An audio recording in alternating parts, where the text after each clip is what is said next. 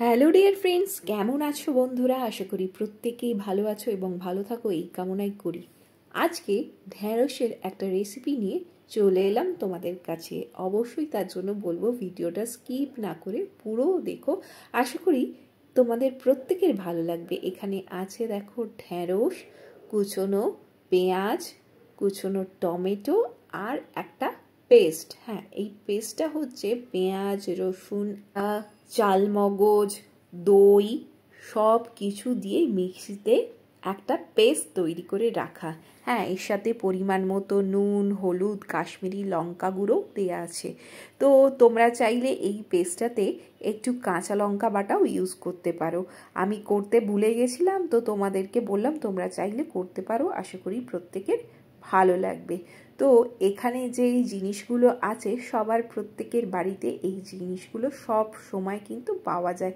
তো জলদি এই জিনিসটা করে দেখো, আশা করি ভালো লাগবে। তো কড়াতে তেল গরম বসিয়ে দিয়েছি। কড়াতে তেল গরম হচ্ছে, তেল গরম হয়ে গেলে তারপর আমি এক এক করে টমেটো আর পেঁয়াজটা পরে দেব। প্রথমে আমি ঢ্যাঁড়সগুলোকে একটু ভালো করে ভেজে নেব, কারণ ঢ্যাঁড়স ভাজাটা যদি একটু ভালো হয় না, টেস্টটাও দারুণ আসে। তারপর এর মধ্যে পরিমাণ মতো কুচনো পেঁয়াজ, পরিমাণ মতো যে টমেটোটা কেটে রেখেছি সেটা দিয়ে ভালো করে নেড়ে চেড়ে নেব।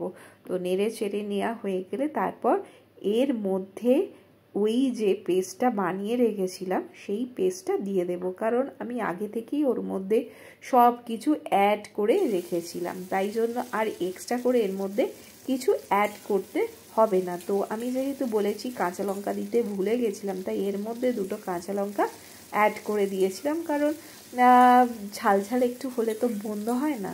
তো ওই জন্য ঝাল একটু হওয়ার জন্য দুটো কাঁচা লঙ্কা অ্যাড করে দিয়েছি। তোমরা যদি বেটে করো তাহলে এর টেস্টটা কিন্তু দারুণ হবে।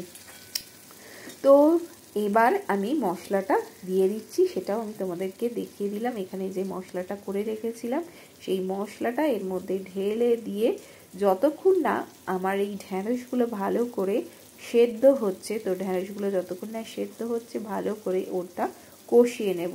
তো এখানে দেখো ভাজাটা এখনও কমপ্লিট হয়নি, দেখাচ্ছি। তো যখন ভাজাটা কমপ্লিট হয়ে যাবে তখন ওই মশলাটা দিয়ে ভালো করে কষিয়ে নেব। তো এখনও কষছে কষছে কষছে, খুব ভালো করে কষছে। তো একটু তো টাইম দিতে হবে। তো দেখছি মোটামুটি ভাজা হয়ে গেছে। তারপর মশলাটা দিয়ে দিলাম। মশলাটা দেওয়া হয়ে গেল যে হালকা একটু কিছুক্ষণ রাখবো, হালকা মানে অন্তত 5 থেকে 7-8 মিনিট রাখবো, তাহলেই তৈরি হয়ে যাবে কষা ঢ্যাঁড়স কারি। তো কষা ঢ্যাঁড়স কারিটা তোমাদের কেমন লাগলো প্লিজ জানিও রান্না করে। তো এটা তোমরা রুটির সাথেও খেতে পারো, পরোটার সাথেও খেতে পারো, ভাতের সাথেও খেতে পারো, যার সাথেই খাও না কিন্তু জমে যাবে। আর উপর থেকে যদি একটু ঘি ছড়ানো যায়, ওফ, আর তাহলে আর কথা হবে না। তো বাড়িতে তৈরি করে ফেলো কিন্তু। আর কী ধরনের রেসিপি দেখতে চাও সেটাও জানিও কমেন্ট করে। যদি ভিডিওটা ভালো লাগে প্লিজ একটু লাইক, কমেন্ট অ্যান্ড শেয়ার করো। আজকের মতো এতটাই, চলো আবার দেখা হচ্ছে অন্য একটা ভিডিওতে। টাটা।